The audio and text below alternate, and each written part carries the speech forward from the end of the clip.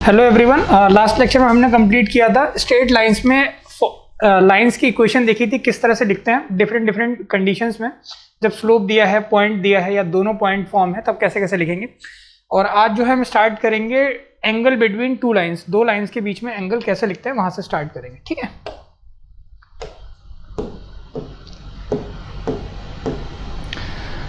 तो angle between two lines जो है वो क्या है, टेन थीटा बराबर m1 minus m2 upon 1 plus m1 m2। m1 और m2 क्या है, ये दो लाइंस के स्लोप हैं। एक लाइन का स्लोप m1 है और एक लाइन का स्लोप m2 है। तो जो टेन थीटा बराबर होगा वो m1 minus m2 upon 1 plus m1 into m2 होगा, करेक्ट। अब इसको देखें कैसे करेंगे।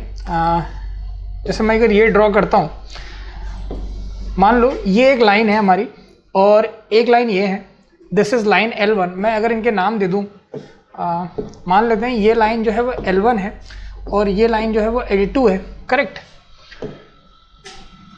ठीक है। अच्छा, अब क्या है कि एक काम ये करते हैं कि मैंने मान लिया कि जो लाइन L1 है, ठीक है, लाइन जो L1 है, या इस वाली लाइन को L1 ले लेता हूं मैं,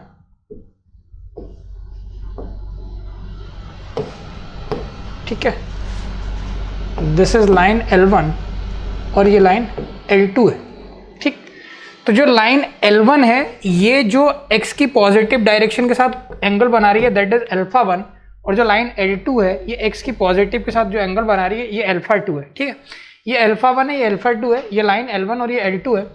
अब वो कह रहा है एंगल बिटवीन टू लाइंस। अब मान लेते हैं ये लाइनें जहाँ पर कट कर रही हैं तो ये जो है वो इन दोनों के बीच में एंगल बन रहा है दैट इज थीटा, यानी कि theta is the angle between lines L1 and L2। तो यहाँ पे theta is the angle between lines L1 and L2।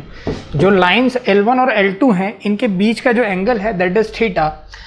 अब एक चीज़ देखो कि अगर इन दोनों के बीच का एंगल थीटा है तो अगर इस ट्रायंगल में कुछ नाम देता हूँ, दिस इज ट्रायंगल A, ये ट्रायंगल A डैश है और ये पॉइंट जो है P है। तो in triangle PAA dash, in triangle PAA dash, PAA dash है ना, PAA डैश, इस ट्रायंगल में ये जो है एक्सटीरियर एंगल दिख रहा है अपने को। अच्छा, एक बात सोचो, अगर ये लाइन इसके साथ अल्फा एंगल बना रही है तो slope of line 1, slope of line 1 क्या हो जाएगा, टेन अल्फा 1। तो लाइन 1 का जो स्लोप है इसको मैं m1 लिख रहा हूँ, m1 ये हो जाएगा टेन अल्फा 1, करेक्ट। लाइन 2 का जो स्लोप है इसको मैं m2 लिख रहा हूँ, ये हो जाएगा टेन अल्फा 2। क्योंकि स्लोप क्या होता था, मैंने बताया था प्रीवियस लेक्चर में आपको कि किसी भी लाइन का स्लोप लाइन x की पॉजिटिव डायरेक्शन के साथ जो एंगल बना रही है उसको आप बोलते हैं, ठीक है। तो लाइन L1 जो है x की पॉजिटिव डायरेक्शन तो अल्फा एंगल बना रही है, उसका 10, तो इसका इंक्लिनेशन अल्फा 1, इसका स्लोप 10 अल्फा 1, इसका इंक्लिनेशन अल्फा 2, इसका स्लोप 10 अल्फा 2, ठीक है। तो ये आ गया। अब अगर इस ट्रायंगल की बात करें तो अल्फा 1 जो है वो एक्सटीरियर एंगल है, अल्फा 1 जो होगा वो सम के इक्वल होगा थीटा प्लस अल्फा 2 के, है ना। आप जानते हो अल्फा 1 एक्सटीरियर एंगल है, ये बराबर होगा थीटा प्लस अल्फा 2 के। अल्फा 1 जो है बराबर होगा थीटा प्लस अल्फा 2 के। तो यहाँ से थीटा बराबर लिख सकते हो अल्फा 1 माइनस अल्फा 2। तो थीटा बराबर आ जाएगा अल्फा 1 माइनस अल्फा 2।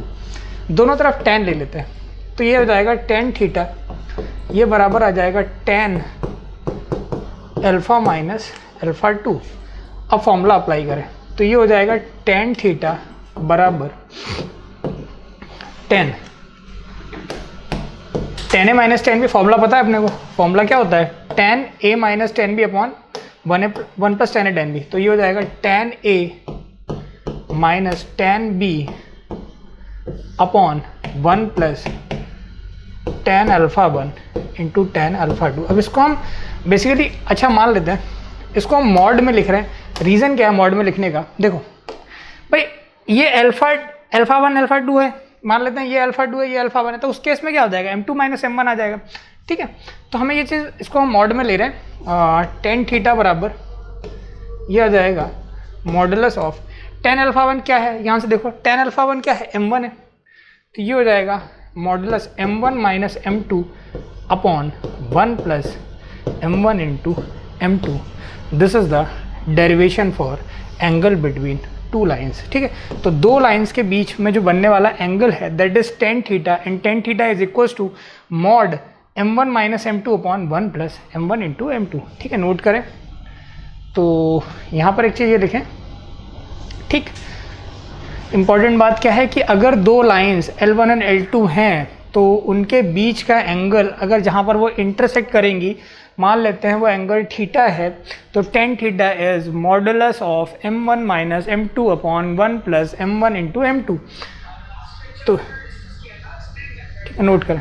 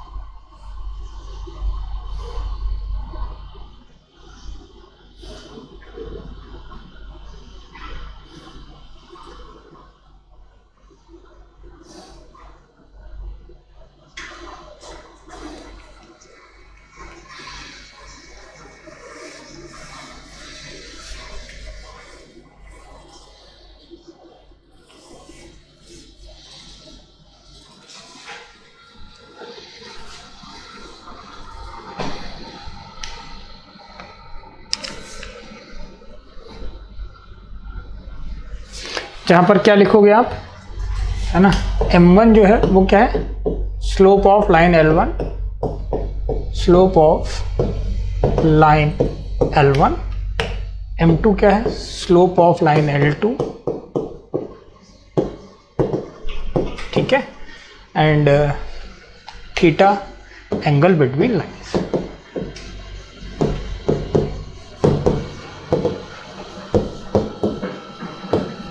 ठीक, तो ये जो है इस तरीके से हमारा फॉर्मूला बन जाता है m1 माइनस m2। इस पर बेस्ड क्वेश्चन हम देखेंगे। फिलहाल तो आप ये फॉर्मूला लिख लें, ये नोट कर लिया होगा आपने, ठीक है। इसको कैसे करना है ये भी समझ में आ गया होगा। आगे देखते हैं। अब वो कह रहा है कि if the two lines are perpendicular, ये कुछ नोट हैं, कह रहा है दो लाइन्स अगर परपेंडिकुलर हैं ईच अदर तो m1 m2 माइनस 1 आएगा। अच्छा देखो भाई, दो लाइनें परपेंडिकुलर है ना, दो लाइनें परपेंडिकुलर है, मान लेते हैं इस तरह से, this is your line L1 और ये लाइन L2 है, ये दो लाइनें हैं L1 और L2। अगर ये परपेंडिकुलर है, परपेंडिकुलर होने का मतलब ये 90 डिग्री का एंगल बना रही है। अगर ये परपेंडिकुलर है तो वो कह रहा है कि m1 इंटू m2 जो है माइनस 1 आएगा, m1 इंटू m2 ये आ जाएगा माइनस 1। तो आसान सी बात है, आप कर सकते हैं ना। कैसे करोगे देखो ध्यान से भाई, टेन थीटा बराबर, सुनना, टेन थीटा बराबर जस्ट अभी फॉर्मूला देखा, m1 minus m2 upon 1 plus m1 into m2। Is it correct? m1 minus m2 बराबर 1 प्लस m1 m2। अब टेन थीटा है, थीटा इज 90, तो this is tan 90 degree, this is tan 90। tan 90 is equals to modulus of m1 minus m2 divided by 1 plus m1 into m2, ये आ जाएगा। अब tan 90 क्या है, 1 upon tan 90 is infinite, है ना। What is tan 90? tan 90 is infinite, इधर लिख दे रहा हूँ। tan 90 इज इनफाइनाइट का मतलब 1/0, 1/0 का मतलब m1 minus m2 upon 1 plus m1 m2, correct. You cross multiply this, will get m1 m2 m2 is equals to -1, ठीक है, आपको आसानी से मिल जाएगा। तो इसीलिए if the lines are perpendicular, है ना, if the lines are perpendicular, अगर दो लाइनें परपेंडिकुलर हैं तो यदि आपको किसी एक लाइन का स्लोप पता है तो दूसरी लाइन का स्लोप आप निकाल सकते हैं। फॉर एग्जाम्पल, इफ मान लेते हैं एक लाइन का स्लोप a/b है, तो दूसरी जो लाइन परपेंडिकुलर है उसका स्लोप -b/a होगा। कोई लाइन का स्लोप 1/2 है तो परपेंडिकुलर लाइन का स्लोप -2 होगा। लाइन का स्लोप 4/3 है तो परपेंडिकुलर लाइन का स्लोप -3/4 होगा, करेक्ट। लिखें, this is first point of the note. Second point, any line perpendicular to ax plus by plus c बराबर 0 इज ऑफ द फॉर्म, कैसे लिखा जाएगा, ये वेरी इंपॉर्टेंट है। सो क्वेश्चन में हम कई बार हमें काम में आएगा। लिखें कि इफ़ एनी लाइन इज, पहला वाला आपने नोट किया होगा, इसको रब कर रहा हूँ। सेकंड पॉइंट जो है वो क्या है उसको एक्सप्लेन करते हैं। सेकंड पॉइंट कह रहा है कि any line which is perpendicular to ax plus B by plus C बराबर 0, है ना। यहाँ पे लिख रहा हूँ एनी लाइन परपेंडिकुलर टू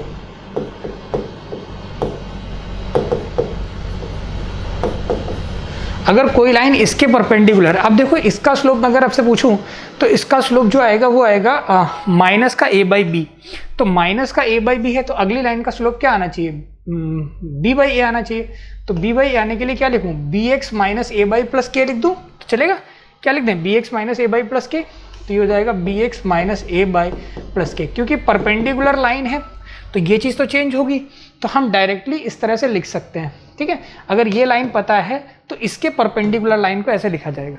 क्यों, क्योंकि इसका स्लोप दिख रहा है ना माइनस ए बाई बी है, तो हमें क्या एक ऐसी लाइन चाहिए जिसका स्लोप b बाई ए हो जाए, ठीक है। ठीक, लिख लो दिस इज, है ना, ये हो जाएगा, लिखें।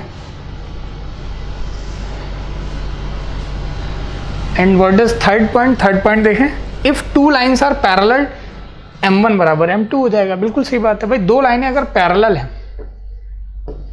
अगर मान लेते हैं L1 जो है वो पैरेलल है L2 के, पैरेलल होने का मतलब लाइंस अगर पैरेलल हैं तो उस केस में लाइन के बीच में एंगल कितना बन रहा है, 0 डिग्री। लाइन, इसका मतलब थीटा क्या है, 0 डिग्री।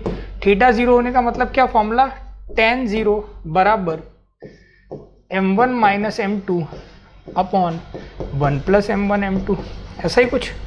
तो यहाँ से ये 0 क्रॉस मल्टीप्लाई करोगे तो यहाँ से दिस इम्प्लाइज दैट m1 बराबर m2। तो लाइंस अगर पैरेलल हैं तो स्लोप बराबर होते हैं, लाइंस अगर पैरेलल हैं तो स्लोप इक्वल होते हैं। लाइंस परपेंडिकुलर में आपने देखा वो आता है, ठीक है।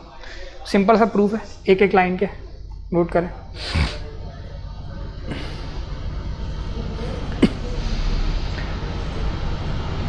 इसको मिटा रहा हूँ मैं।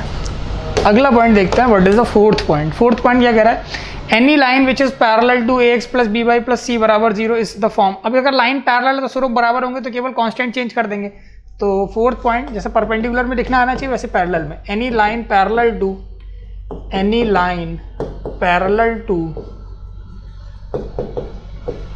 ax plus B Y plus C बराबर 0 is expressed as ax plus B Y plus K बराबर 0। भाई अगर लाइन पैरेलल है तो स्लोप चेंज नहीं होगा, स्लोप चेंज नहीं हो रहा है, इसका मतलब एक्स और वाई के कोफिशिएंट भी चेंज नहीं होंगे, पर ये कांस्टेंट चेंज कर देना, अपने को लाइन पैरेलल मिल जाएगी। लास्ट पॉइंट क्या है, if any of the two lines is perpendicular to x axis then the slope of that line is infinite. कह रहा है एनी ऑफ टू लाइन्स, दो लाइन्स में से कोई भी एक लाइन परपेंडिकुलर है एक्स एक्सेस के, ठीक है।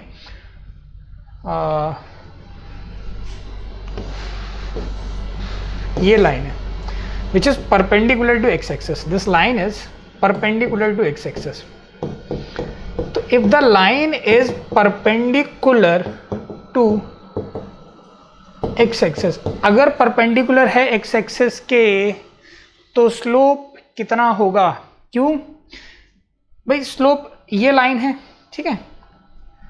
तो x के साथ कितना एंगल बना रही है, थीटा, थीटा जो कि कितना है 90 डिग्री, ठीक है, समझ में आ गया होगा। तो 1090 क्या होता है, ठीक, लिख लो। तो ये कुछ नोट के पॉइंट हैं, एक्सप्लेनेशन मैंने आपको बता दिया है, आगे चलते हैं। अगला है distance between point and line and two parallel lines. मतलब एक पॉइंट से एक लाइन के बीच की डिस्टेंस और दो पैरेलल लाइंस के बीच की डिस्टेंस का फॉर्मूला क्या होता है। फॉर्मूला तो याद है, कैसे आता है वो भी देख लेते हैं। इसका प्रूफ बहुत ही लेंदी है, बता दे रहा हूँ कैसे आएगा। मान लेते हैं एक पॉइंट है, क्या कह रहा है, let say there is a line, line is ax plus B by plus C बराबर 0। इस लाइन किसी पॉइंट p x1 y1 से लाइन पर डाला गया परपेंडिकुलर, ठीक है, डिस्टेंस, या इस डिस्टेंस को अगर मैं क्या बोल रहा हूँ, d बोल रहे हैं, क्या बोल रहे हैं, कुछ भी बोल रहे हैं, the length of the perpendicular. अच्छा, लेंथ ऑफ परपेंडिकुलर, तो length of perpendicular let's say this is d, है ना, if the length of the perpendicular it's the D, the distance is D, ये पॉइंट P है और ये point M है, ठीक है। तो यहाँ पर मैंने लिखा PM, ये जो है वो D लिखा, ठीक। तो ये कितना होता है, ये होता है AX1 plus BY1 plus C divided by under root of A² plus B² mod के अंदर, ठीक है। तो ये जो होती है वो क्या होती है, डिस्टेंस का फॉर्मूला होता है। तो कैसे सोच सकते हैं, कैसे आ रहा होगा, मान लो इसको ऐसे सोचा जा सकता है, मान लेते हैं जैसे ऐसा सोच सकते हो आप, ये एक लाइन है AX plus BY plus C बराबर 0, यहाँ पर एक पॉइंट दिया हुआ है X1, Y1। अब सोचना, यहाँ परपेंडिकुलर डाला है आपने, ठीक है। अब मुझे ये बताओ कि अगर ये लाइन जो है वो इसके परपेंडिकुलर है, ठीक है। लेट से ये लाइन सेगमेंट का नाम मैंने रख दिया AB, ठीक है। ये लाइन सेगमेंट है PM। तो मैं क्या बोल रहा हूँ, AB जो है या PM जो है वो परपेंडिकुलर है AB के, यानी कि slope of PM into slope of AB कितना होगा, -1। इसका स्लोप पता है तो इसका स्लोप पता लग जाएगा, ठीक है। इसका स्लोप पता है, इसका स्लोप पता लग जाएगा, इसका स्लोप पता है और पॉइंट पता है। तो स्लोप पॉइंट फॉर्म से y minus slope point form से, मैं केवल शॉर्टकट बता रहा हूँ चीज़ें कैसे हो सकते हो। स्लोप पॉइंट फॉर्म से y माइनस y1 बराबर m times x minus x1। इसकी हेल्प से आप क्या कर सकते हैं, इक्वेशन ऑफ PM आ जाएगी। क्या आ जाएगी, इक्वेशन ऑफ PM। अब अगर इक्वेशन ऑफ PM पता है, इक्वेशन ऑफ AB पता है, तो ये इंटरसेक्शन पॉइंट आ जाएगा M, दोनों लाइन को सॉल्व करने पर। अगर इंटरसेक्शन पॉइंट पता है और ये वाला पॉइंट पता है, तो दोनों लाइन के बीच की दूरी जो है वो आप लिख सकते हो, वो कुछ आ रही होगी AX1 plus BY1 plus C upon under root A² plus B², ठीक। तो हमें उसमें कुछ ज़्यादा बस ये पता होना चाहिए हम कैसे सॉल्व कर सकते हैं सारी चीज़ें, ठीक। अब PM जो है वो क्या दिया हुआ वो लिख लो, फॉर्मूला नोट कर लें, लिखें।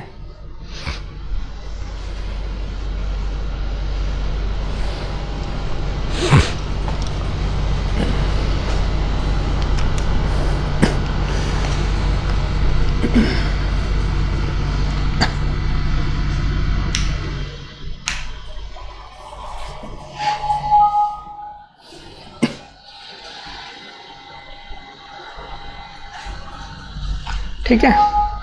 अगला है the length of perpendicular from the origin. अगर हम ओरिजिन से बात करें तो ओरिजिन से बात करने का मतलब क्या है भाई, आप तो सोचें ये क्या होता है, C अपॉन होता है। कैसे हो रहा है, जैसे कि मान लो इस बार जो है आपने ना ओरिजिन ले लिया ये वाला पॉइंट, तो ये पॉइंट जो है वो 0 0 ले लिया। अब 0 0 लेने का मतलब क्या है, देखो ये लाइन तो वही है AX plus BY plus C, यही है।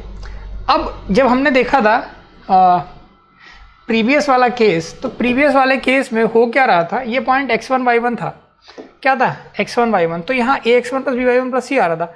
X1 0 Y1 0, तो X1 भी 0 तो ये कंप्लीट टर्म 0, Y1 भी 0 तो ये 0, तो क्या आ जाएगा C upon under root A² plus B²। इसीलिए ये चीज़ क्या आती है, इस केस में जो D है वो कितना आता है, वो आता है C upon under root plus B²। Note करें।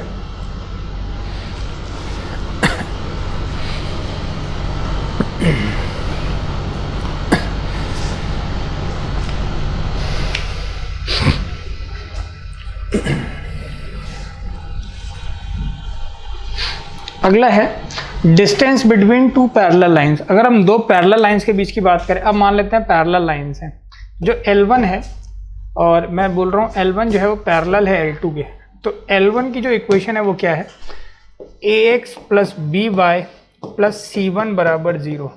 इसके पैरेलल लाइन है L2 की इक्वेशन क्या है, AX plus BY plus C2 बराबर 0। अब ये दोनों लाइनें पैरेलल हैं। अब ये पैरेलल है तो हम पता है x और y के कोफिशिएंट तो चेंज होने वाले हैं नहीं, x का कोफिशिएंट a रहेगा और y का कोफिशिएंट b रहेगा। यहाँ पर भी x का कोफिशिएंट a रहेगा, y का कोफिशिएंट b रहेगा, C1 C2 है ना, कोई चेंज। तो ये देखो पैरेलल लाइंस के बीच की जब डिस्टेंस की बात करोगे तो ये फॉर्मूला बनता है d बराबर C1 minus C2 upon under root A² plus B²। ठीक है, नोट कर लें। Distance between parallel lines is C1 minus C2 upon under root A² plus B²। लिखें, this is the distance between parallel lines. तो आप तीनों चीज़ें एक बार रिकॉल कर लेते हैं। सबसे पहले अगर किसी पॉइंट से किसी लाइन पर डाला गया perpendicular point, general point x1 y1 है, तो हो जाएगा ax1 plus by1 plus c upon √a² plus b²। अगर वो पॉइंट 0 0 है, ओरिजिन है, तो हो जाएगा c upon √a² plus b²। और अगर पैरेलल लाइंस के बीच की डिस्टेंस लिखनी है तो वो हो जाएगा c1 minus c2 upon √a²। Situation कैसी बन रही है ये, दिस इज लाइन L1, ये लाइन L2 है, इसके बीच की डिस्टेंस ये वाली, ठीक है। आगे बढ़ जाते हैं, कुछ क्वेश्चंस प्रैक्टिस करते हैं। पहला क्वेश्चन क्या कह रहा है, find the number of straight lines passing through this point 2,4 forming a triangle of area 16 square units with coordinate axis. अब समझो, find the number of straight lines बोल रहा है, कितनी नंबर ऑफ स्ट्रेट लाइंस बनेगी, और नंबर ऑफ स्ट्रेट लाइंस कितनी बनेगी, इक्वेशंस भी लिख लेते हैं उनकी, है ना। पासिंग थ्रू पॉइंट 2,4, ठीक है, passing through forming a triangle of area 16 with the coordinate axis, ठीक। कुछ ऐसा सोच सकते हैं हम इसमें, कैसे सोच सकते हैं, मान लेते हैं हमने कोऑर्डिनेट एक्सिस बनाया, ठीक है। Let's start with coordinate axis, ये अपना कोऑर्डिनेट एक्सिस है, इसके साथ ट्राइंगल बना रहा है ना, विद कोऑर्डिनेट एक्सिस। तो ट्राइंगल ये बन रहा है, तो दिस पॉइंट है 0,0, ठीक है। इसका एरिया जो है इस ट्राइंगल का, ये पॉइंट अगर O है, ये पॉइंट A है और ये पॉइंट B है, तो मुझे क्या दिया हुआ है, area of triangle AOB, area of triangle OAB ये दिया हुआ है 16 स्क्वायर यूनिट्स। कितना दिया हुआ है, 16 स्क्वायर यूनिट्स दिया हुआ है विद द कोऑर्डिनेट एक्सिस, ठीक है। Number of straight lines passing through this point, तो इस पॉइंट से पास करने वाली कितनी स्ट्रेट लाइंस ऐसा ट्राइंगल फॉर्म कर सकती हैं, करेक्ट। अब देखते हैं, तो क्या करो कि सबसे पहले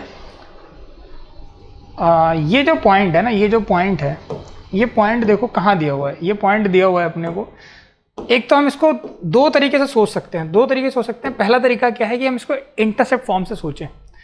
तो मान लेते हैं, हम एक मेथड बता रहा हूँ, मान लेते हैं ये जो है वो A इंटरसेप्ट कट कर रहा है और ये B इंटरसेप्ट कट कर रहा है, ठीक है। Let OA equals to A, start कर रहा हूँ, let OA is equals to A and OB is equals to B, यानी कि एक जो है वो A है और एक जो है वो B है, ठीक है। ये A हो गया और ये कितना हो गया, B हो गया, करेक्ट। अब इसके बाद अपने को पता है एरिया ऑफ ट्राइंगल जो है वो क्या होगा, half into A into B बराबर 16 हो जाएगा। तो एरिया ऑफ ट्राइंगल बराबर होगा, एरिया ऑफ ट्राइंगल बराबर half into A into B, ये बराबर 16। तो AB बराबर 32 स्क्वायर यूनिट्स, AB बराबर क्या है, 32 स्क्वायर यूनिट्स, ठीक है। AB जो कितना है, ये जो A इंटू B है, ये 32 स्क्वायर यूनिट्स है, ठीक है। अब देखें, अब वो कह रहा है कि स्ट्रेट लाइन जो है वो किस पॉइंट से पास कर रही है, 2,4 से पास कर रही है। सोचो, ये इस लाइन की इक्वेशन अगर मैं लिखूं तो इक्वेशन कैसे लिखोगे, इक्वेशन क्या होगी, इक्वेशन ऑफ लाइन होगी x upon A, intercept form पढ़ी है आपने, plus y upon B is equal to 1। अब ये किस पॉइंट से पास कर रही है वो भी देख लो, पासिंग थ्रू 2,4 है ना, ये पास कर रही है 2,4 से। तो पासिंग थ्रू, मैंने बताया आपको, जब भी लाइन किसी पॉइंट से पास करेगी तो पॉइंट उस लाइन को सेटिस्फाई करेगा। इसका मतलब क्या है, दिस इंप्लाइज दैट x की जगह 2, y की जगह 4, तो ये हो जाएगा 2/a plus 4/b is equal to 1, correct. तो यहाँ से यार मिल जाएगा अपने को LCM AB, LCM is AB, denominator में AB, ठीक। ऊपर की तरफ देखें तो हो जाएगा 2b प्लस 4a, ये हो जाएगा 2b प्लस 4a, इसकी वैल्यू 1। तो यहाँ से 2b plus 4a is equals to AB। अब देखो AB की वैल्यू कितनी है, 32 दे रखी है, 32 दे रखी है, 32। तो यहाँ से मैं कह सकता हूँ b plus 2a is equal to 16। क्या यहाँ तक सही है? b प्लस 2a बराबर 16। अच्छा एक चीज़, अब ए बी जो है वो 32 है, तो क्या मैं इसकी हेल्प से कर सकता हूँ ना भाई, इन्हीं दोनों इक्वेशंस। अब इससे ज़्यादा तो हमें डेटा है नहीं, तो क्या करो, b प्लस 2a जो है वो 16 दे रखा है। अब आप एक चीज़ देखें कि b जो है वो क्या हो जाएगा, 32/a हो जाएगा ना। b को लिख सकते हो 32/a, तो इसको लिख लें 32/a प्लस 2a, ये बराबर 16 हो जाएगा। मेरी बात समझ में आ रही? ये कितना हो जाएगा? ठीक है ना भाई। b जो है वो देखो ध्यान से, ए बी अगर 32 है तो b हो जाएगा 32/a, b हो जाएगा 32/a, तो b को रखा 32/a प्लस 2a बराबर 16 हो जाएगा। तो ये हो जाएगा 32 प्लस 2a स्क्वायर बराबर 16a, ऐसा ही कुछ। तो 2 से डिवाइड मार दें तो ये हो जाएगा 16 plus a square is equal to 8a। तो ये हो जाएगा a square minus 8a plus 16 बराबर 0। तो 4 and 4 वैसे भी दिख रहा है, ये a माइनस 4 का होल स्क्वायर है, इक्वल्स टू 0। तो a की वैल्यू 4, a की वैल्यू अगर 4 तो b की वैल्यू है ना, a की वैल्यू अगर 4 तो b की वैल्यू 8 है ना, a की वैल्यू 4 तो b की वैल्यू 8। तो यहाँ से तो हमें एक इक्वेशन मिल जाएगी लाइन की। आप लिख पाओगे इक्वेशन जो है वो क्या मिलेगी, x upon a, correct, x upon a यानी कि 4 प्लस y अपॉन 8, इसकी वैल्यू 1। इस तरह से हम लाइन निकाल सकते हैं। ये नोट करें, एक और तरीके से भी सोचा जा सकता है, वही बता दे रहा हूँ। पहले ये लिखें, क्वेश्चन नोट करें।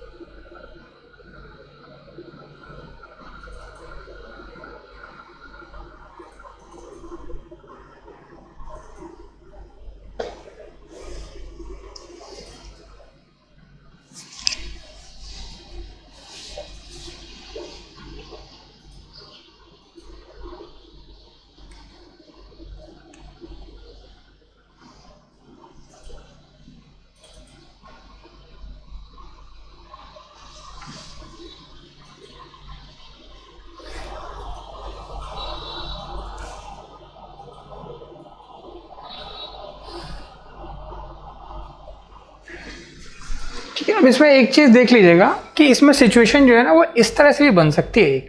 ठीक है, जब आप आंसर लिखेंगे, ठीक है, तो ये चीज़ ध्यान रखेंगे, इस तरह सिचुएशन बन सकती है ना भाई। ये भी तो हो सकता है पॉसिबिलिटी। तो इस केस में होगा क्या, इस केस में ए जो है वो नेगेटिव हो जाएगा, बी पॉजिटिव रहेगा, करेक्ट।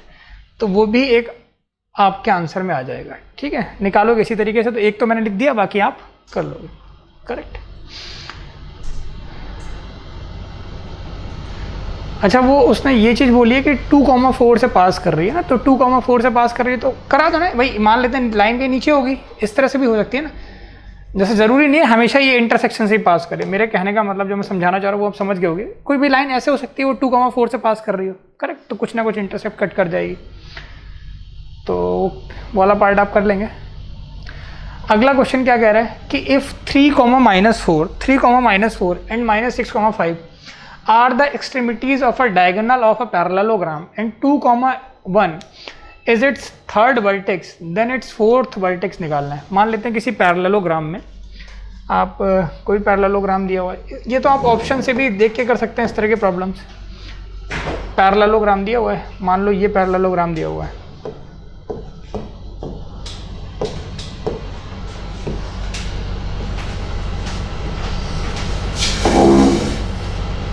ठीक है, ये एक पैरेललोग्राम दिया हुआ है। कह रहा है कि इसमें जो एक्सट्रीम डायगोनल्स के एक्सट्रीमिटीज़ हैं वो कितने दे रखे हैं।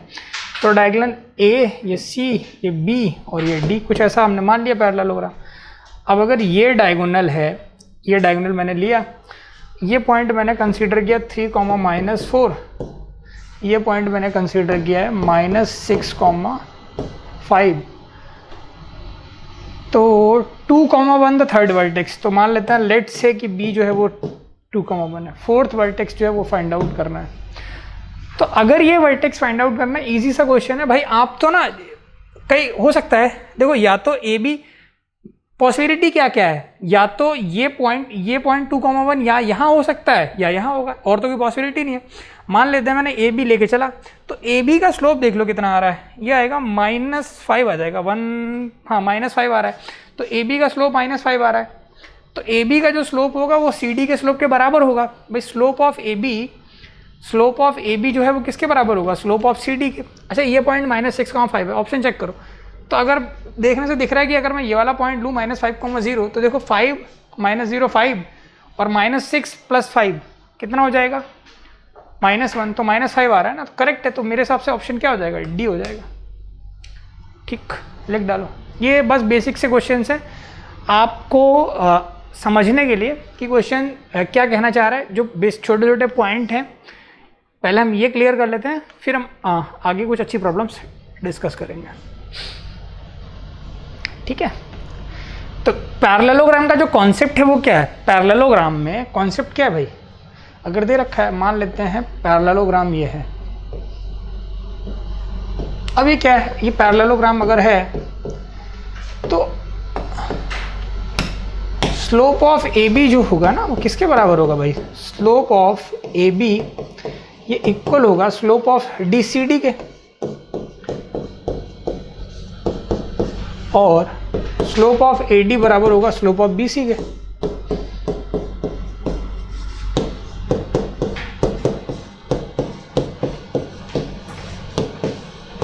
ठीक है, तो स्लोप ऑफ ए बी बराबर होगा स्लोप ऑफ सी डी के, स्लोप ऑफ ए डी बराबर होगा स्लोप ऑफ बी सी के।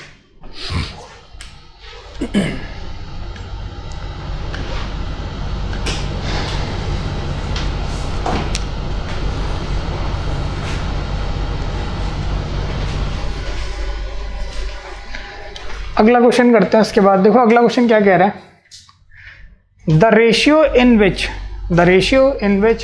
The line joining the points 3, -4 and -5, 6 is divided by x axis. ठीक है, तो देखो सबसे पहले 3, -4 एंड -5, 6। 3, -4 का मतलब क्या है, ये वाला पॉइंट कहीं यहाँ आ रहा होगा, 3, -4, दिस इज 3, -4, और अगला पॉइंट क्या है, अगला पॉइंट है -5, 6। -5, का मतलब है ये पॉइंट कुछ इधर आ रहा होगा, इधर मान लो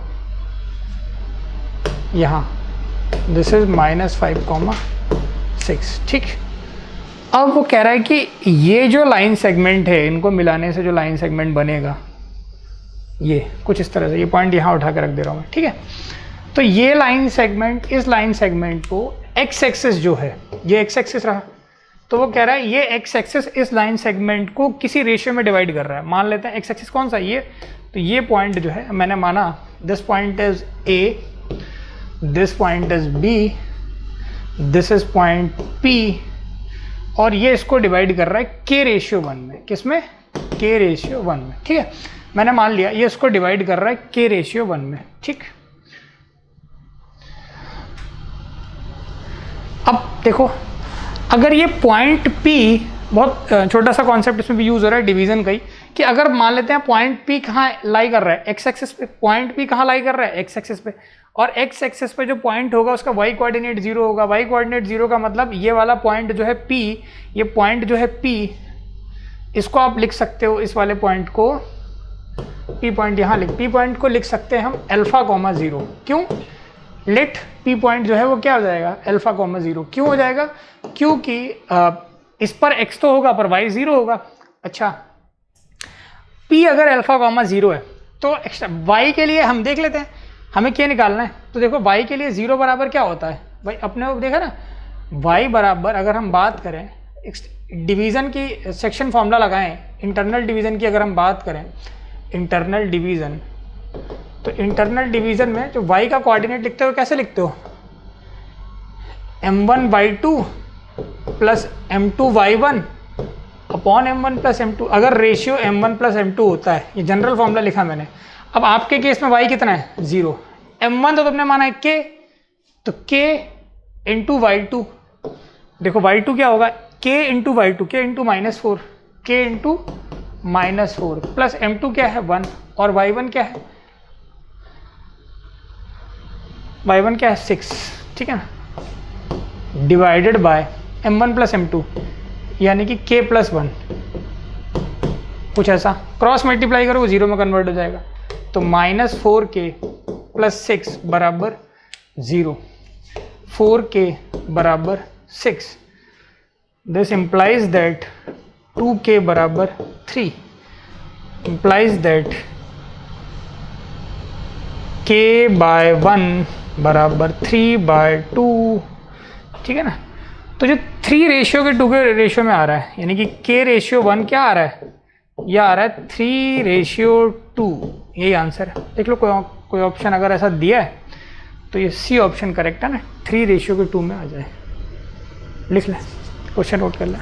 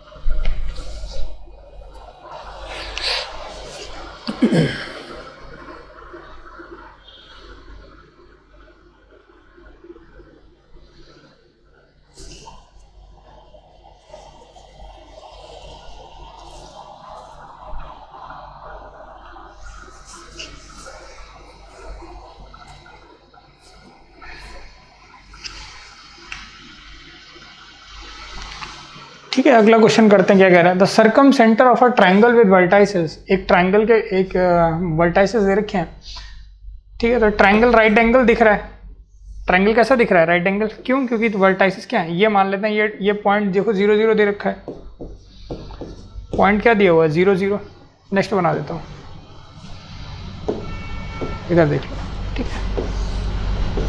ट्राइंगल जो है वो 0 0 दे रखा है, ये पॉइंट क्या है 0, 0, ये वाला पॉइंट क्या है 3, 0, ठीक है। This is 3, 0।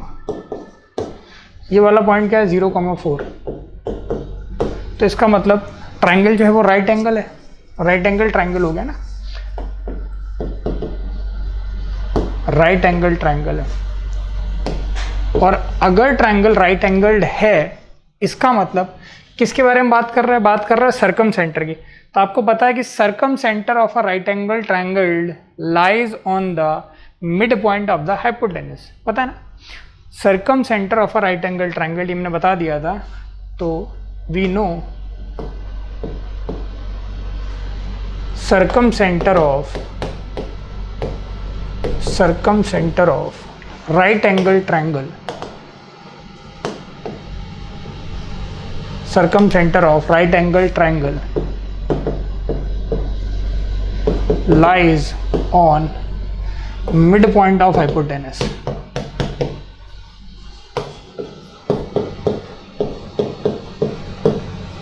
ठीक है, we know circum center of right angle triangle lies on the midpoint of hypotenuse। तो कुछ नहीं करना ना अपने को बस मिड पॉइंट का वो लिख देना है, हाइपोटेनस का मिड पॉइंट। तो this point is, if this point is ए, ये पॉइंट बी है।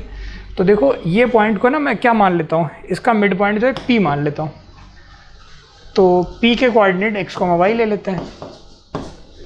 तो एक्स बराबर क्या हो जाएगा, है ना, let P is the midpoint of, P is the midpoint of A B, जो कि क्या है हाइपोटेनस है। ठीक है, अब P जो है वो क्या मान लिया, x, y। लेट तो x बराबर क्या हो जाएगा,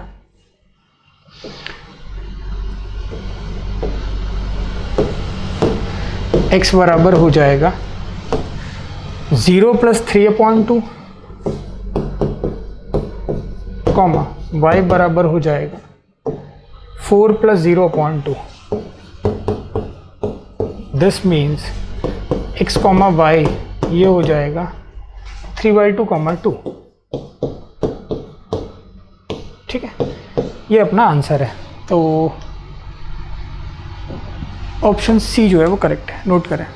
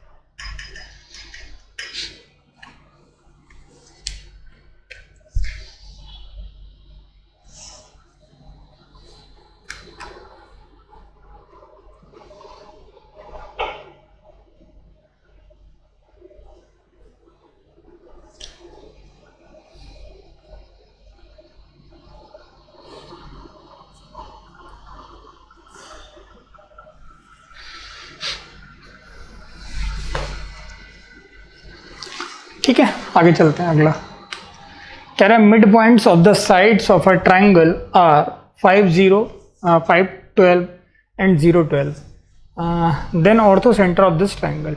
ठीक है, वैसे ये पॉइंट अगर आप ऑब्जर्वेशन से करें क्वेश्चन तो बहुत ही आसान है, पर प्रॉपर तरीका है कि वही बता देता हूँ मैं आपको। भाई अगर 5, 0, 5, 12, 0, 12 दे रखे हैं तो इसका क्लियर सा मतलब है ना, ये सब तुम्हें अगर इनको ज्वाइन करोगे ना तब भी एक राइट एंगल ही दिखेगा, और वो उसके ऊपर जो बनेगा वो अगेन राइट एंगल बनेगा। उसका ऑर्थो सेंटर हमेशा क्या होता है, 0, 0 होगा। मतलब राइट एंगल ट्रायंगल के केस में अगर है ना ओरिजिन जिसका एक वर्टेक्स ओरिजिन है तो 0, 0 हो जाएगा। तो आंसर तो उसका 0, 0 हो जाएगा। पर प्रॉपर तरीके से आप कैसे करोगे वो और देख लो। भाई वो कुछ ऐसा कह रहा है तुमसे कि मान लो कोई, अपने को नहीं बताया राइट एंगल है कि क्या है, ठीक है, हमने मान लिया कि ये कोई ट्रायंगल है, ये कोई ट्रायंगल है ए बी और सी, यह ट्रायंगल राइट एंगल ट्रायंगल। ठीक है, इस ट्रायंगल के मिड पॉइंट मतलब ऐसा ये मिड पॉइंट है, तो ये कुछ कुछ है ना, 5, 0 है,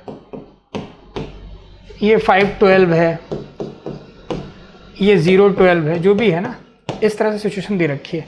लेट से P Q R, P Q R, ठीक, ये दे रखा है। अब तुम्हें करना क्या है कि मान लो कि जो ट्रायंगल है उसके वर्टेक्स कुछ रहे होंगे। हमने मान लिया कि जो ए है वो x1, y1 रहा होगा, जो बी है वो x2, y2 रहा होगा, और जो सी है वो x3, y3 रहा होगा। मान लिया, ये एज्यूम कर लिया। अब सोचो x1 + x2/2 बराबर क्या आएगा, 5। समझ रहे हो, x1 + x2/2 बराबर 5, तो x1 + x2 बराबर कितना, 10। यहां से एक इक्वेशन मिली दोस्त, x1 + x2 बराबर 10। मैं केवल x के लिए देख रहा हूं, इक्वेशन नंबर फर्स्ट। सेकंड देखना, x2 + x3/2 बराबर क्या, 0, तो x2 + x3 भी कितना, 0। मिड पॉइंट के कॉन्सेप्ट से कर रहा हूं, ठीक है। तीसरा देखो, x1 + या x3 + x1 बोल लो, x1 + x3/2 बराबर अगेन 5, तो x1 + x3 अगेन कितना, 10। हाँ, इक्वेशन नंबर थर्ड। अब देखो मैं क्या कर रहा हूं,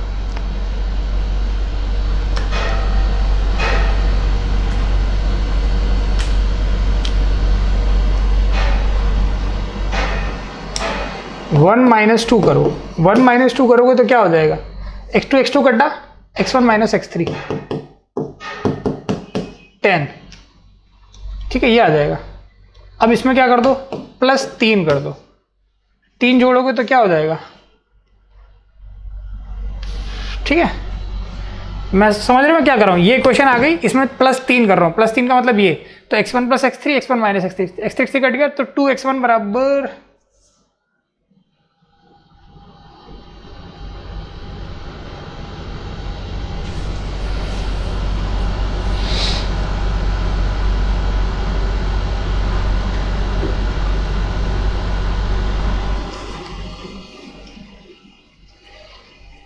तो लिख लो यार ना, 2 जोड़ोगे अगर तो 2x1 बराबर 20 आ रहा है ना, 20 आ रहा है, तो x1 की वैल्यू 10 ही आ रही है मेरे हिसाब से, तो x1 की वैल्यू क्या आ जाएगी, 10 आ जाएगी।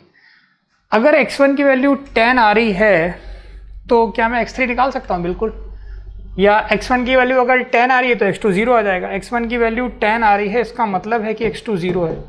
अच्छा, अगर x2 0 है तो x3 भी 0 है, ठीक है।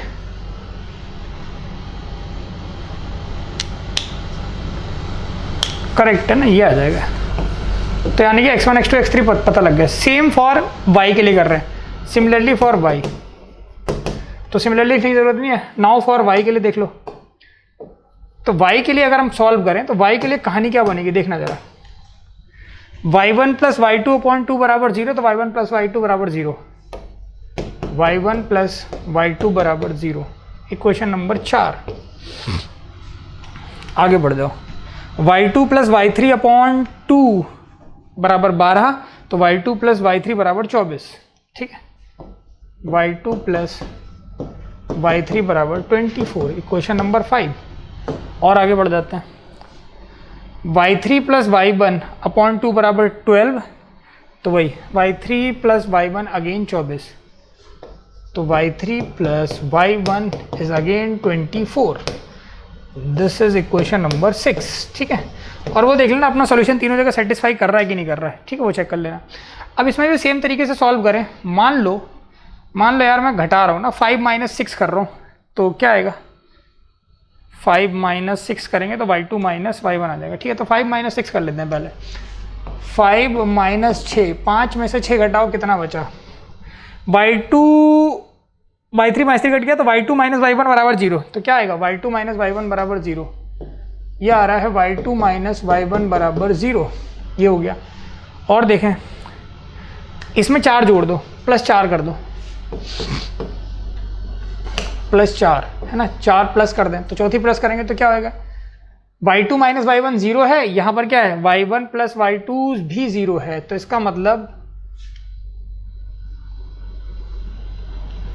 तो y1 y1 कट जाएगा ना, तो 2/2 बराबर 0 आ जाएगा,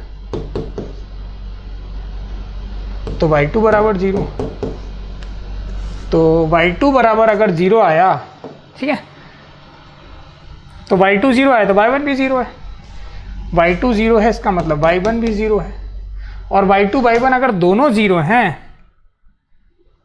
ठीक है, तो y3 24 है, y3 जो है वो 24 है। अच्छा, अब अपने कोऑर्डिनेट मिल गए, अपन को ना कोऑर्डिनेट मिल गए।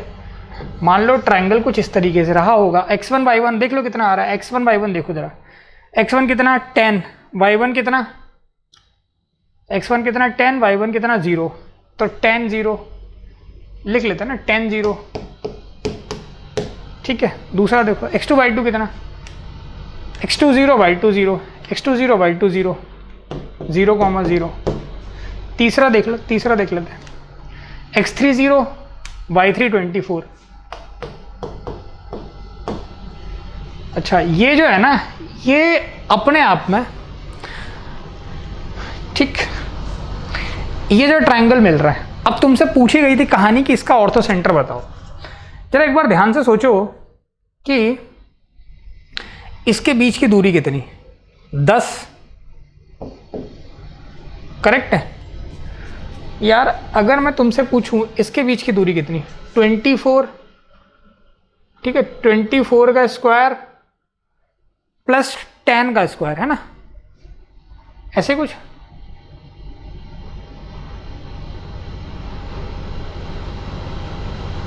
ठीक है ना।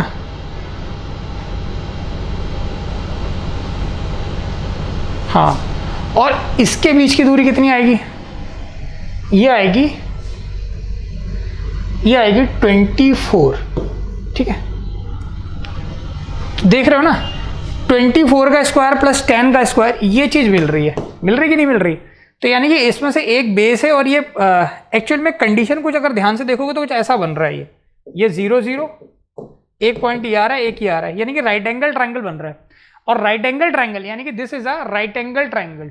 ये जो है वो किस तरह का ये इंप्लाई कर रहा है, कोऑर्डिनेट जो है अपने आप को क्या बता रहे हैं, कोऑर्डिनेट बता रहे हैं कि this is a right angled triangle है। अगर ये ट्रायंगल राइट एंगल्ड है और इसका एक वर्टेक्स अगर 0 0 दिख रहा है अपने को, इसका मतलब इस ट्रायंगल का ऑर्थो सेंटर भी यही होगा, क्योंकि हम देख चुके हैं प्रॉपर्टी है ना। तो इसका ऑर्थो सेंटर क्या होगा? 0 0। तो अगर आप देखो, कोऑर्डिनेट ज्योमेट्री पूरा ऑब्जर्वेशन का ही खेल है। अगर आपको अच्छे से चीज़ें दिख रही हैं, ऑब्जर्व कर पा रहे हो, तो आंसर आप बहुत जल्दी निकाल सकते हो। ठीक, तो आंसर जो है प्रॉपर मेथड जो है मैंने आपको बता दिया, प्रॉपर तरीका कैसे सॉल्व करेंगे। तो आंसर वुड बी 0, 0। लिख लें।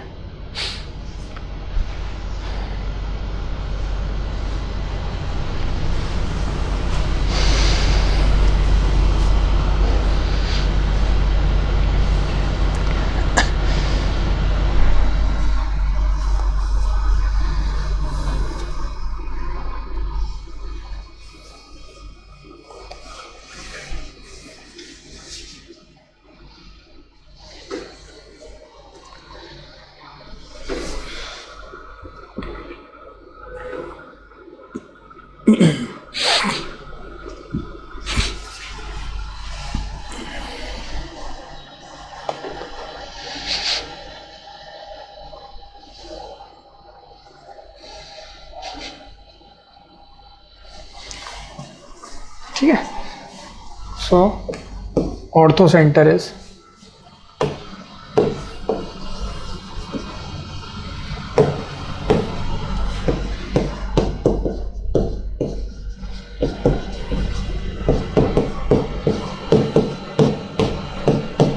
ऑर्थो सेंटर वो कितना हो जाएगा? 0, 0। नोट कर लें। आगे बढ़ जाते हैं। कह रहे area of a triangle whose vertices are, है ना। भाई ट्रायंगल जो है, नेक्स्ट क्वेश्चन देखो, ट्रायंगल जो है कुछ इस तरह से है। ये ट्रायंगल ए, ये ट्रायंगल बी और ये वर्टेक्स सी। अपने को नहीं पता, रैंडमली पॉइंट लिए गए हैं, तो कोई भी पॉइंट ले लेते हैं।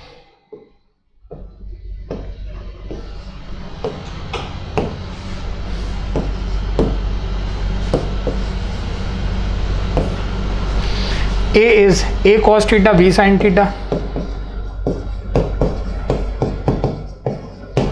ठीक है। B क्या है? Minus A sin theta B cos theta।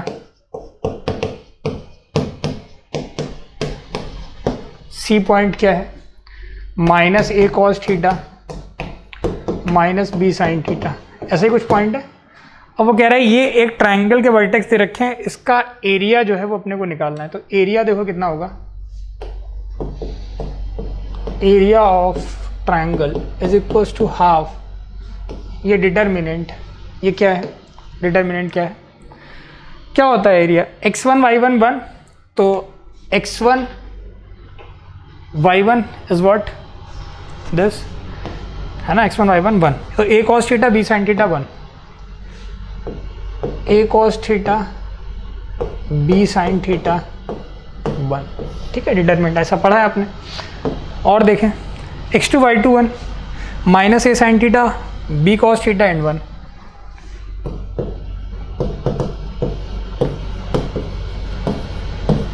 b cos theta 1, x3 y3 1 minus a cos theta minus b sin theta और 1,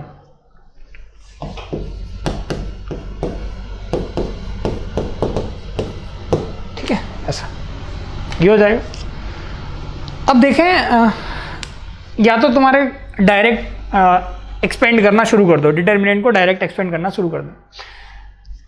पर अकॉर्डिंग टू मी, अगर हम थोड़ा सा इसमें डिटर्मिनेंट की प्रॉपर्टी लगा लें, अगर हम कुछ एलिमेंट को जीरो कर पाते हैं तो वेल एंड गुड है ना, बहुत अच्छा हो जाएगा, क्योंकि उससे कैलकुलेशन थोड़ी सी आसान हो जाएगी। अब वो क्या दिख रहा है वो देखो, मान लेते हैं this is R1 row 1 row 2 and row third row. तो ये देख रहे हैं ना, ये वाला पार्ट और ये वाला पार्ट मिलके 0 दे रहा है, करेक्ट है। तो इफ आई ऐड, या डायरेक्टली ना यहां से घटा लो,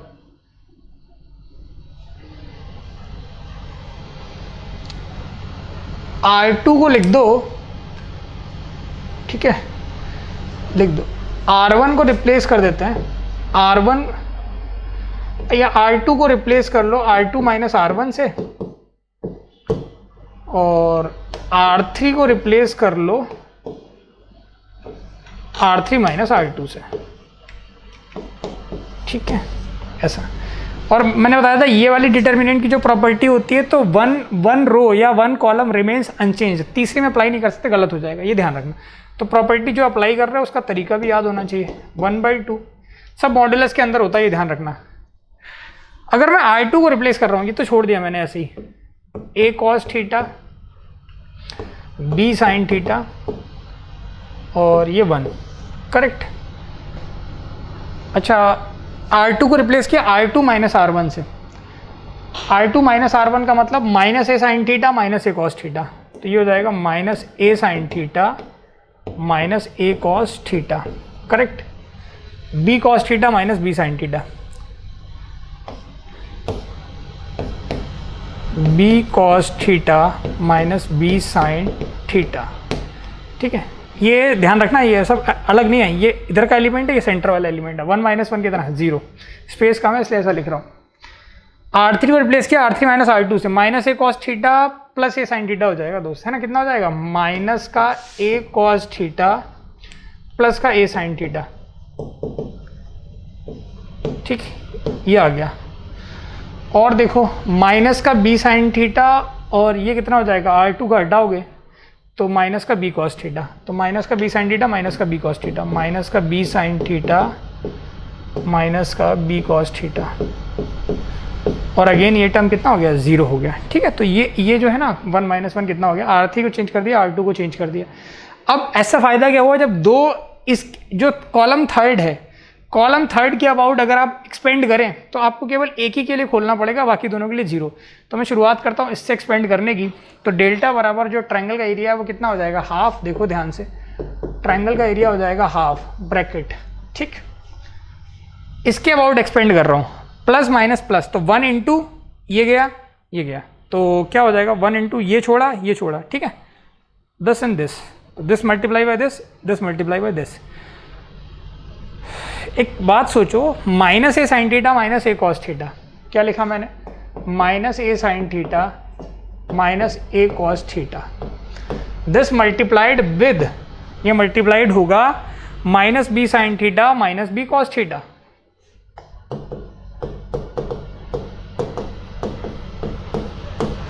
माइनस, अगेन अब देखो इस ब्रैकेट में क्या आएगा, this into this minus this into this, minus A cos theta plus A sin theta, बड़ी ब्रैकेट लगा लो, minus A cos theta plus A sin theta, bracket close, देखते रहना, minus A cos theta plus A sin theta, correct, into B cos theta minus B sin theta,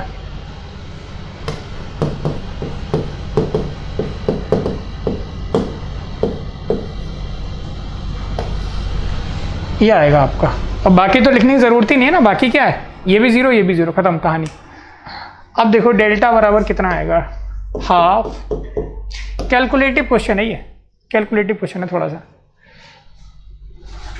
minus A, अच्छा एक बात और सोचो, यहाँ से माइनस साइन कॉमन निकालोगे, यहाँ से माइनस साइन निकालोगे, सारा प्लस हो गया, तो हर जगह प्लस लिख दो, प्लस प्लस प्लस प्लस, ये मैं अगले स्टेप में कर लेना, मैं डायरेक्ट लिख रहा हूँ, AB साइन स्क्वायर थीटा, क्या आया, AB sine square theta, AB sine theta cos theta, AB sine theta cos theta plus AB sine theta cos theta plus B square cos square theta,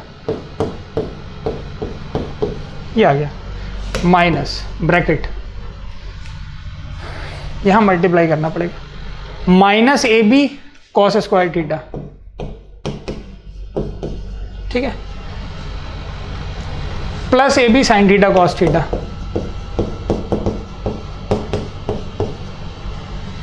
plus A B sine theta cos theta, ठीक है, minus A B sine square theta,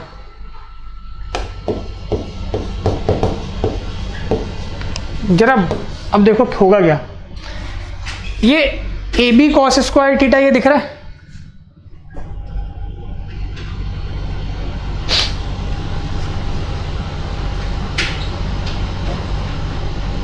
ठीक है, तो ये A B sine square theta और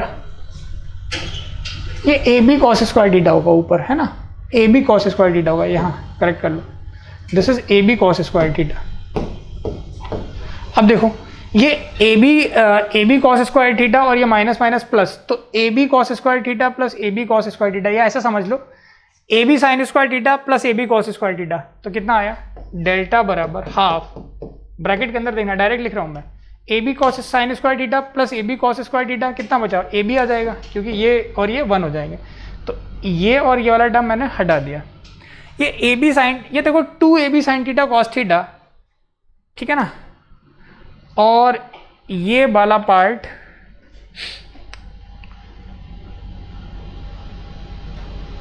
ये plus का 2 A B cos theta sine theta cos theta, ये प्लस ये माइनस, तो ये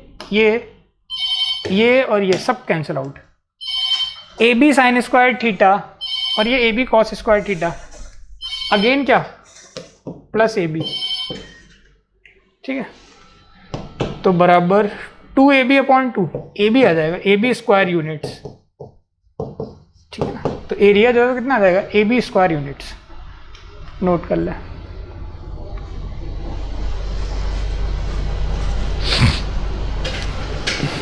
ठीक। अगर आप बिना डिटर्मिनेंट की प्रॉपर्टी लगाए डायरेक्ट एक्सपेंड करना चाहें तो डायरेक्ट भी एक्सपेंड कर सकते हैं, कोई दिक्कत वाली बात नहीं है।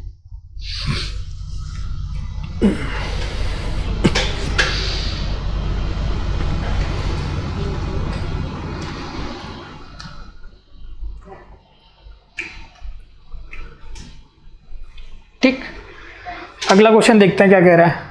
The point A divides the join of the points -5, 1 and 3, 5 in the ratio k:1। मान लेते हैं एक पॉइंट ए है, वो 2 पॉइंट को ज्वाइन करने वाली लाइन, मान लेते हैं दिस इज पॉइंट ए, या पॉइंट कुछ अलग ही, 2 पॉइंट जो दिए हुए हैं वो क्या दिए हुए हैं वो देखो, पॉइंट जो दिए हुए हैं -5, 1 एंड 3, 5, ये दिया हुआ है -5, 1 और ये दिया हुआ है 3, 5, ठीक है। इन दोनों पॉइंट्स को ज्वाइन करने वाली लाइन, ठीक है, k:1 में डिवाइड कर रही है पॉइंट ए जो है वो k:1 में डिवाइड कर रहा है, यहाँ पर एक पॉइंट ए है, ये k:1 में डिवाइड कर रहा है इन दोनों पॉइंट को ज्वाइन करने वाली लाइन को। And coordinates of B and C are कहीं दे रखे हैं 1, 5, 7, -2। तो ये कुछ इस तरह सिचुएशन है कि मान लेते हैं 2 पॉइंट बी और सी कहीं और दे रखे हैं, बी और सी दे रखे हैं, और ये क्या कह रहा है, ये दे रखे हैं 1, 5, 7, -2, 1, 5, 7, -2, ये दे रखा है 1, 5, 7, -2, करेक्ट। तो जो ये ट्रायंगल फॉर्म हो रहा है ना, इसका एरिया भी दे रखा है इसने 2 यूनिट्स, इसका एरिया कितना दे रखा है 2 यूनिट्स। तो वो कह रहा है तुम तो ये वाला जो k है ना, ये k कितना होगा ये निकाल के बताओ। सबसे पहले क्या करते हैं, मान लेते हैं ये k, ये पॉइंट जो है वो h, k या अल्फा, बीटा है, ये पॉइंट जिस पॉइंट को डिवाइड कर रहा है वो पॉइंट हमने क्या मान लिया, अल्फा, बीटा, ठीक। अब देखो अल्फा की वैल्यू क्या होगी वो देखते हैं। अल्फा बराबर, यहाँ से स्टार्ट करते हैं, अल्फा बराबर क्या होगा, अल्फा बराबर होगा k into mx2, k into 3 plus 1 into -5 upon k+1, correct.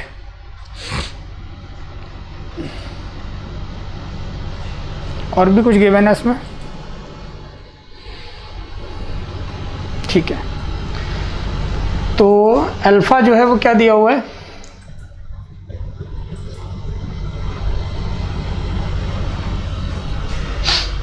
ठीक है, हाँ, तो यहाँ से अल्फा बराबर आ जाएगा अल्फा बराबर आ जाएगा 3k माइनस 5/k+1, यह आ जाएगा।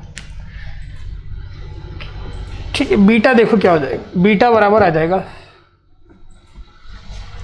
k × 5 प्लस 1 × 1, ठीक है ना, अपॉन k+1। तो यहाँ से बीटा जो है वो आ जाएगा 5k+1/k+1। ठीक है, तो अल्फा पता है, बीटा पता है। अब देखो अपने को पॉइंट पता लग गया ना, बेसिकली ये वाला पॉइंट पता लग गया। अगर ये पॉइंट पता है तो, और इसका एरिया पता है ट्रायंगल का, तो फॉर्मूला लगाना, आंसर आ जाएगा। तो एरिया ऑफ ट्रायंगल जो होता है वो क्या होता है, ये भी कैलकुलेटिव सवाल है। एरिया ऑफ ट्रायंगल कितना होता है, 2 होता है, दिया हुआ है। ये होता है हाफ x1/2, है ना। क्या होता है देखो, x1/2, मैं लिख दे रहा हूँ एरिया ऑफ ट्रायंगल का। तो सिंपल फॉर्मूला बेस्ड क्वेश्चन है, half x1/2 minus y3 plus x2, y3 minus y1 plus x3। ये सेम वही है जो मैंने डिटरमिनेंट से किया था, है ना। जैसे भी आपको जहाँ पे जो ज़्यादा सूट कर रहा है वो अप्लाई कर लेते हैं। x3 y1 माइनस y2, ठीक है, ये आ जाएगा भाई। ये 4 बराबर देखो क्या आएगा, x1/2 माइनस y3।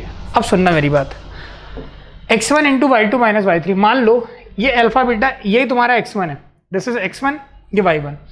तो x1 की जगह क्या है, 3k minus 5/k+1, 3k minus 5/k+1, ठीक है। x1 × y2 minus y3। अब देखो y2 माइनस y3 क्या, x1 y1 हो गया, इसको x2 y2 लिखता हूँ। मैंने ये लिखा, लिख दे रहा हूँ ना, कंफ्यूजन ना हो। x1 y1, x2 y2, ये लिख दिया मैंने, x3 y3, करेक्ट। तो x1 ये आ गया, x1 की जगह अल्फा, y2 माइनस y3 यानी कि 5 माइनस 2 यानी कि 5 + 2 हो जाएगा ना, 5 माइनस -2, 5 + 2 हो जाएगा, तो 7 हो जाएगा। प्लस x2 की जगह क्या रखोगे वो देखो, x2 की जगह कितना है 1, x2 की जगह 1, y3 माइनस y1 रख लो, तो y3 कितना है -2, y3 कितना है -2, माइनस y1 देखो जल्दी कितना आ रहा है, y1 जो है वो आपका आ रहा है यार ये 5k+1/k+1,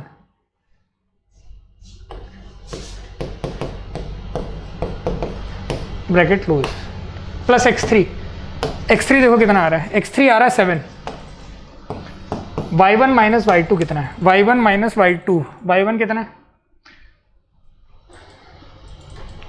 ये 5k+1/k+1, y2 देखो कितना है, y2 है आपका 5।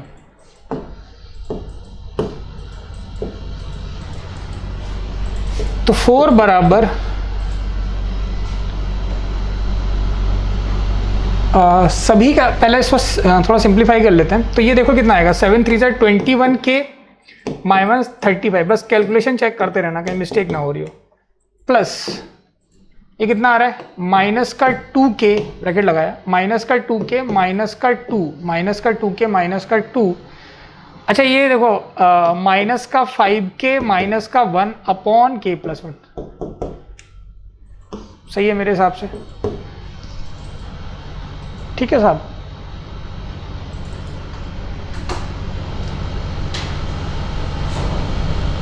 ठीक, यहाँ पर देख लो, यहाँ पर देख लेते हैं।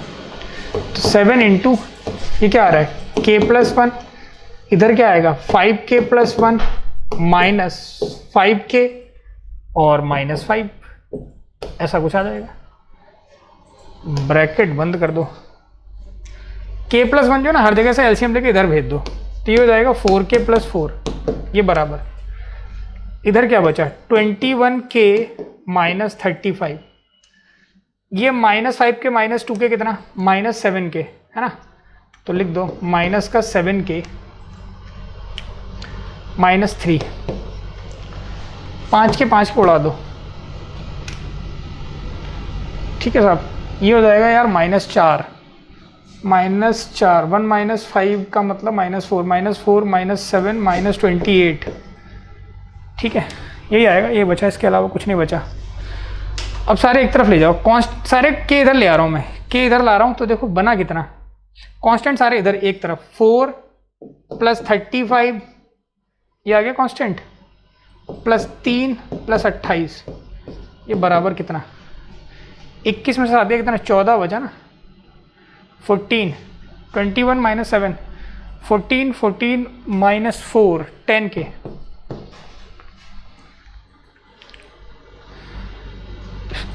ये देखो कितना आ रहा है यार, 4 3 7 7 और 35, 42 और 28, 42 और 28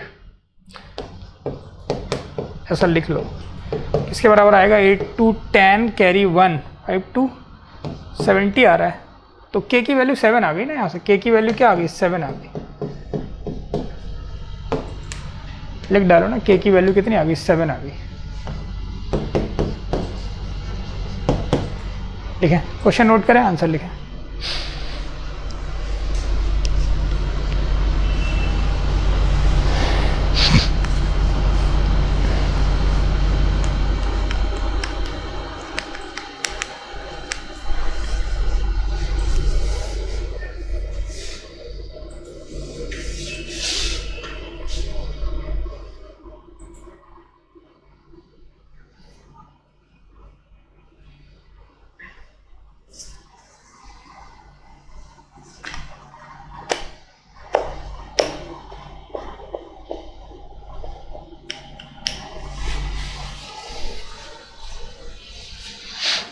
correct.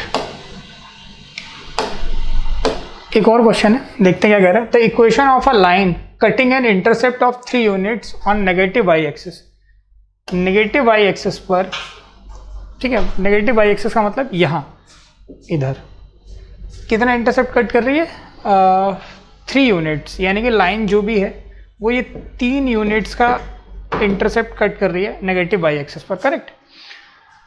Inclined at an angle tan inverse 3/5 to the x axis, मान लो ऐसा कुछ, तो ये x, ये जो भी एंगल जो अल्फा है ये कुछ ऐसा है, tan इनवर्स 3/5 ये एंगल पर इंक्लाइंड है एक्सिस के साथ। तो इक्वेशन लिखनी है, तो इसकी इक्वेशन तो आसान है ना भाई। अगर अल्फा बराबर tan इनवर्स 3/5 है, अल्फा बराबर tan इनवर्स 3/5, थोड़ा सा ITF के कॉन्सेप्ट से tan अल्फ़ा 3/5 लिखा जा सकता है। इसको अभी हम बहुत ज़्यादा डिटेल में, ठीक है, m1 इसको मैंने स्लोप बोल दिया, m है ना, या m general, in general m बोल दो, क्या कह रहे हैं, m बोल दिया। अब देखो क्या कह रहा है, इक्वेशन ऑफ लाइन लिखनी है, तो y इंटरसेप्ट कितना है, स्लोप पता है 3/5 और y इंटरसेप्ट पता है, y इंटरसेप्ट कितना है, -3 ले लेंगे, है नीचे की तरफ कट कर रहा है।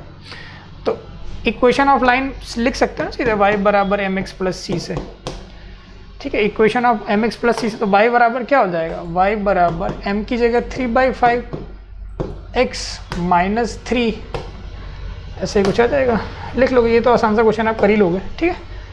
तो ये हो जाएगा 5y बराबर 3x - 15, यानी कि 3x - 5y = 15। इस तरह से हम इक्वेशंस लिख सकते हैं, करेक्ट। तो ये हमने कुछ क्वेश्चंस देखे स्ट्रेट लाइन पर, जो हमने थ्योरी कंप्लीट की थी। इसके बाद कुछ जो टॉपिक हैं वो स्टार्ट करेंगे नेक्स्ट लेक्चर से। Thank you.